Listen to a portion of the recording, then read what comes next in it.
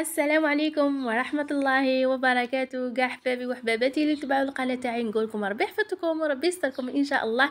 عيدكم مبارك وان شاء الله كل عام ينعاد عليكم كامل بالصحة والعافية. الوغ ديما معكم كويزين كاهنة 06. اليوم جبت لكم الوصفة اللي طلبتوها لي مني، واللي هي الوصفة تاع البركوكس تاع بكري، كيفاش كانوا جدودنا يطيبوا بكري. يعني وصفة جد ولا اروع وخفيفة وسهلة وبنينة وبمقادير يعني جد بسيطة. الوم بلا ما نطول عليكم ندوزو للطريقة والمقادير كيفاش.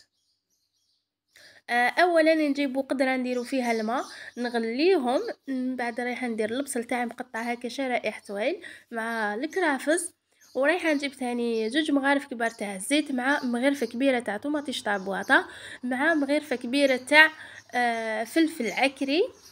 فوالا من بعد ريحه نديرهم داخل الماء حتى وين يذوبوا كامل. يعني جدودنا بكري ما كانوش يقليو لاصوص تاعهم، يديروا فقط هاد الطريقه. من بعد ريحه نضيف الزروديه نتاعي مع لوبيا. فوالا. والان هنا رايحه نضيف القديد او الخليع، كل واحد كيفاش يقولوا له. من بعد راح نضيف ثاني الفلفل الحار اليابس مع الخضر ومع الكرافز والمعدنوس والقزبر. بالنسبه للقدي تاعي انا شمختو ليله كامله، خليته في الليل حتى الصباح.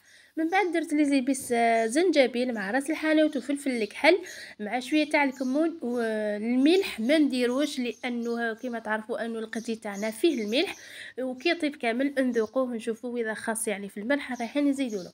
من بعد هنا جبت البركوكس نتاعي، هذا مفتول باليد في الدار، خدمناه في الدار، ورايحه نشمخو شويه فقط ما نكثرولوش، وندير له شويه تاع الزيت.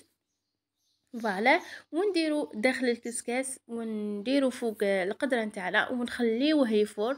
يعني يفور تفويره الاولى برك، يعني كل واحد كيفاه يطيبوا البركوكس نتاعهم، ولكن انا نفضل يعني نفورو. بعد ما فار البركوكس نتاعي، المرقه نتاعي ثاني راهي طابت.